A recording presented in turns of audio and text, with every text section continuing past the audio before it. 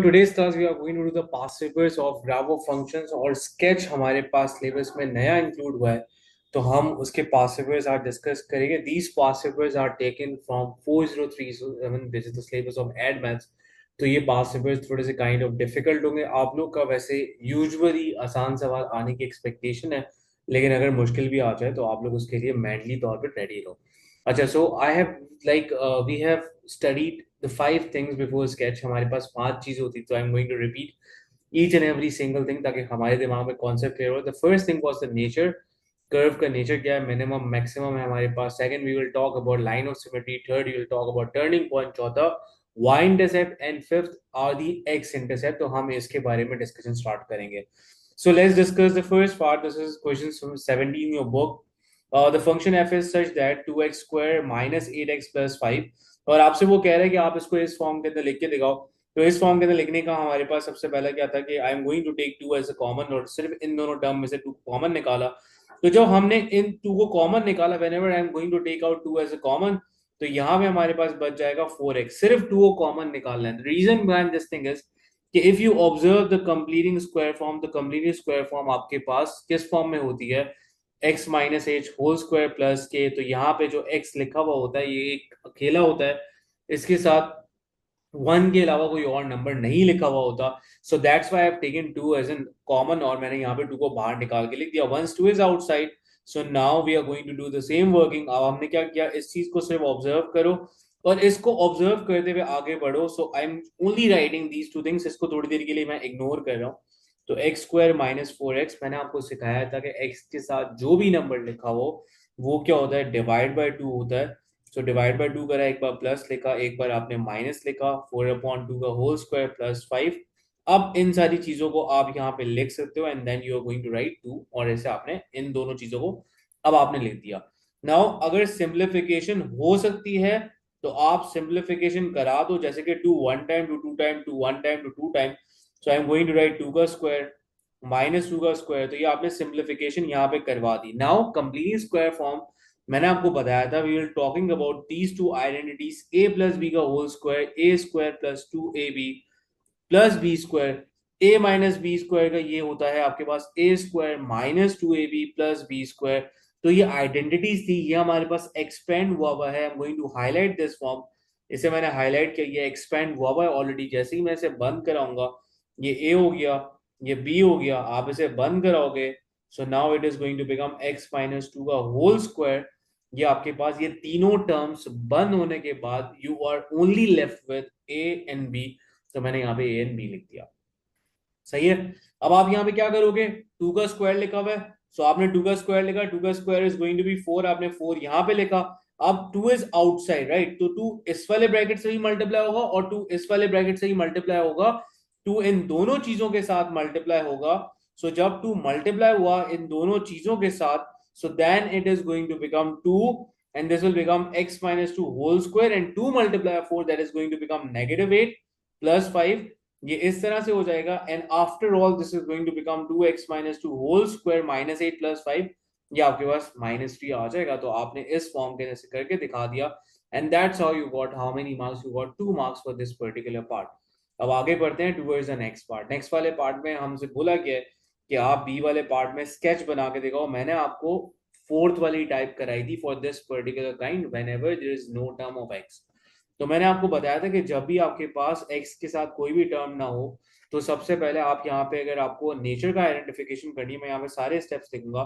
So the first thing which I am going to identify is the nature. So currently I can see the coefficient of x square, कि x square के साथ यहाँ पे number कौन सा लिखा हुआ है, एक्स स्क्वायर के साथ हमारे पास 1 लिखा हुआ है, and that 1 is positive.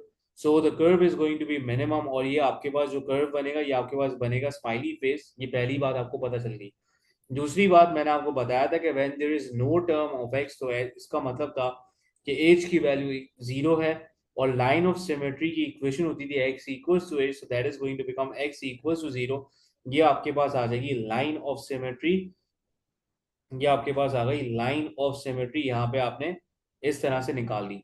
Third वाले पार्ट के अंदर you are again talking about the turning point. H की वैल्यू 0 है, के मैंने आपको बताया था कि आपका बनेगा y intercept. Currently y intercept का मतलब है कांस्टेंट की जो वैल्यू है वो आपके पास के बन जाएगी, and directly that is going to become 4. Fourth, again, you are talking about y-intercept, so the value of c is again going to be 4. And on the fifth part, you'll be talking about, आप यहाँ पे बात करोगे x intercept की, और x intercept पे y की जगह पे आप यहाँ पे क्या पुट करा दो, 0 पुट करा दो. सो एक्स स्क्वायर प्लस 4 को मैं इक्वेट कराऊंगा 0 के साथ, और मैंने जैसे ही इसे 0 के साथ इक्वेट कराया तो ये हमारे पास आएंगे no solution for this part. So that means के there are no x intercept, ये आपके पास x एक्स को इंटरसेक्ट ही नहीं कर रहा है. अब इसको स्केच बनाने का टाइम है. देखो, स्केच बनाते हुए सबसे पहला पॉइंट ये दिमाग में रखना है कि आपका यहाँ पे टर्निंग पॉइंट है. So your turning point is somewhere over here. So turning point ये मैंने बनाया, और इस तरह से अगर हमने यहाँ पे स्केच बना लिया तो this that's how you going to draw your sketch. आपने यहाँ पे स्केच बनाया और यहाँ पे आपने पॉइंट्स लिखे. This is going to become 0,4, ये आपका टर्निंग पॉइंट भी है. And this is again is your line of symmetry. If you want to mark your line of symmetry, so आप यहाँ पे बता रहा हूँ, या आप यहाँ पे डॉटेड लाइन बना के लाइन ऑफ सिमेट्री को मार्क कर सकते हो. x equals to 0 is going to be your line of symmetry, right. ये आपने यहाँ पे स्केच बना लिया and you got how much marks, you got 4 marks for this particular part. आपको यहाँ पे 4 मार्क्स मिल गया. अच्छा, रिमेनिंग वाली चीजों पे आपको फोकस नहीं करना. You are simply going to sketch this particular graph. आपको यहाँ पे सिंपल सा स्केच करना, because this question is taken from add maths, तो वहाँ पे बहुत डिटेल में हम जा रहे होते हैं चीजों के फंक्शंस के सिलसिले में. आपके पास सिलेबस में इतना डिटेल नहीं है, तो कोशिश करना कि यहाँ पे डोमेन वगैरह जो चीजें दी हुई हो उनको आप थोड़ी देर के लिए इग्नोर ही करना and just focus on this particular sort of function, और उसका आप फिर स्केच बना के दिखाओ. Let's move towards the next one. So in this particular part सबसे पहला वाला काम ये करना है. This is again May June 2011 paper 22. देखो, आपको यहाँ पे क्या करना है, अगेन इस फॉर्म के अंदर अरेंज करना है. तो सबसे पहले मैंने इसको रीअरेंज किया. मैंने यहाँ पे एक्स स्क्वायर की टर्म पहले लिखी, so I am going to write -2x² plus 16x+18. मैंने यहाँ पे ये लिखा. Now for this particular type हमें अगेन एक्स स्क्वायर को यहाँ पे अकेला ही करना है. तो मैं यहाँ पे -2 को कॉमन लूंगा. जब मैंने -2 को कॉमन लिया, so inside we have x square. And whenever जब भी आप नेगेटिव साइन को कॉमन लेते हो ना, तो पहले पॉजिटिव था, अब ये नेगेटिव हो जाएगा. So this is going to become 8x.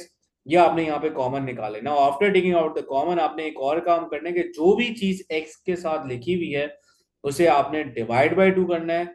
एक बार पॉजिटिव, एक बार आपने माइनस, ये इस तरह से आपने कराना है. If you can see, if there is a simplification chance, तो आप यहाँ पे सिंप्लीफाई करा दो. So 2 1 time this will become 4, to 1 time this will become 4.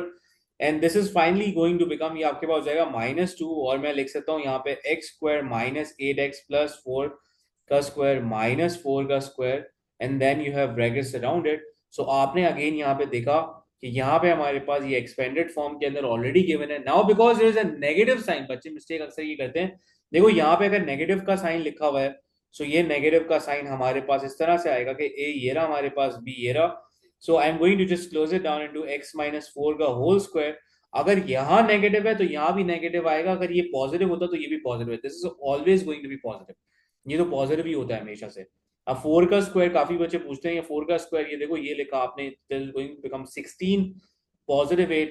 So now this 2 is outside, so this is going to be multiplied with -2. ये multiply होगा इस bracket के साथ भी और इसके साथ भी. So after multiplication now it is going to become, ये हो जाएगा हमारे पास, आई कैन राइट -2x-4 का होल स्क्वायर -2 इंटू -16 +32, और ये आपके पास यहाँ पे लिखा हुआ है. सो दिस वाज 18, ये 18 हमने यहाँ पे लिखा. So finally this going to become -2x-4 का होल स्क्वायर, ये हो जाएगा +50. तो ये आपने इस फॉर्म में, देखो इस फॉर्म में लिखने का ये तरीका है. ये जो कांस्टेंट आपके पास आ रहा है, ये जो यहाँ पे आपके पास एक नंबर लिखा हुआ आ रहा है, इस नंबर को आप इस तरह से लिख लो, स्टार्ट में लिख लो, देन 50 -2x-4 का होल स्क्वायर. तो आपने इस वाली फॉर्म के अंदर आंसर उसे दे दिया.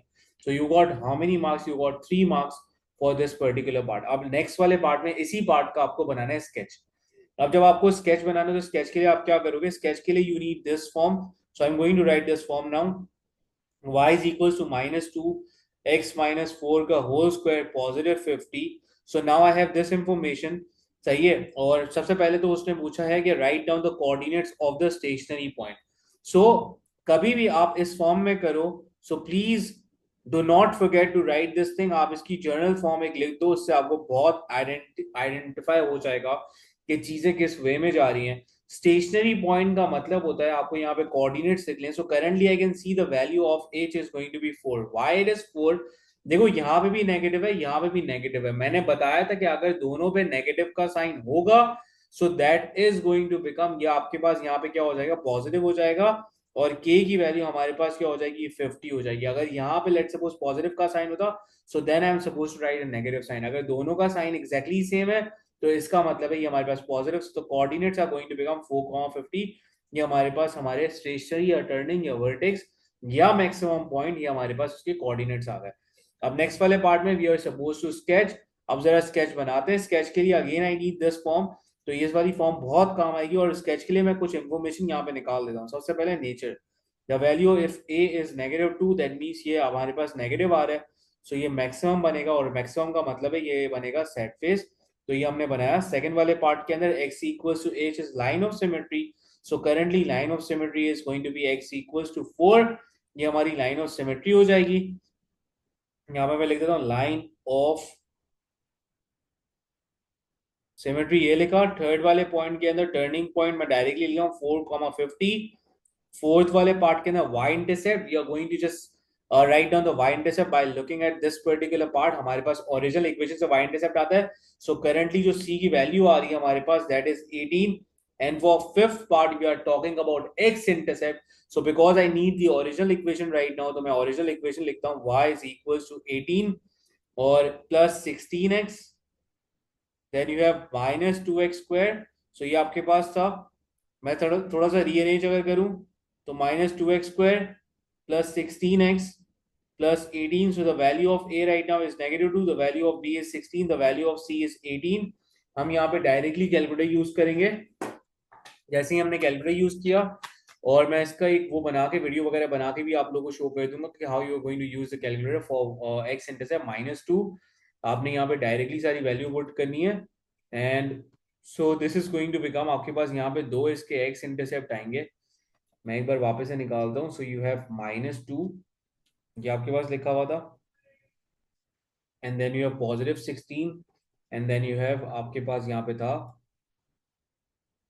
+18। So I got 9 and -1। हमारे पास x इंटरसेप्ट की वैल्यू आई, एक तो आई the first x intercept which is coming right now is x equals to 9, ये आया।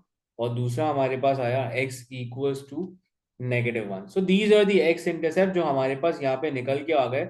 ये हमने यहाँ पे निकाल लिए। जब ये चीजें हमारे पास निकल गई हैं तो अब अगले वाले पार्ट की तरफ हम बढ़ते हैं, इसका स्केच बनाते हैं। Once you know these kind of things, अब देखो स्केच कभी भी आप बनाओ तो पहला स्टेप ये है कि आपने यहाँ पे एक लाइंस वगैरह बनाई, सही है, और आपने अपने टर्निंग पॉइंट को यहाँ पे देख लिया कि आपका यहाँ पे टर्निंग पॉइंट आ रहा था 4,50 पर। So you have to also mark कि कौन सी आपकी एक्स एक्सिस है और कौन सी आपकी वाई एक्सिस है। तो मैंने यहाँ पे मार्किंग कर दी। So now because this curve is going to be a maximum one, that means sad face बनेगा। तो मैंने इस तरह से कर एक सेट फेस बना लिया। अब मैं जरा पॉइंटर्स मार्क करता हूँ। जो मुझे कैसे पता चला, सबसे पहला काम ये कर लिया करो कि अपना जो टर्निंग पॉइंट है उसे मार्क कर दो। सो now this is also positive, this is also positive, so that means x की पॉजिटिव साइड है, वाई की पॉजिटिव साइड है, तो इसका मतलब है ये इस वाले क्वाड्रेंट में लाई करेगा। तो हमने इसके थ्रू जज किया था और इसके बाद हमने ये बनाया था। बाकी सारे पार्ट्स हम करेंगे तो मैं वापस से ये स्टेप बताता रहूंगा। देखो सबसे पहले मैंने इसे लेबल आउट किया कि this is turning point 4,50, y intercept is 18, वो मार्क किया, दिस इज -1, दिस इज 9। और मैं यहाँ पे लाइन ऑफ सिमेट्री बना रहा हूँ bye drawing the dotted line. मैं यहाँ पे डॉटेड लाइन एक बना रहा हूँ जिसके थ्रू ये शो होगा कि हमारी लाइन ऑफ सिमेट्री है। So this is x equals to 4 and this is line of symmetry. हमारे पास यहाँ पे लाइन ऑफ सिमेट्री आ गई फॉर दिस पर्टिकुलर पार्ट। अब ये वाला सवाल भी हो गया। So that's how you are going to do the sketch.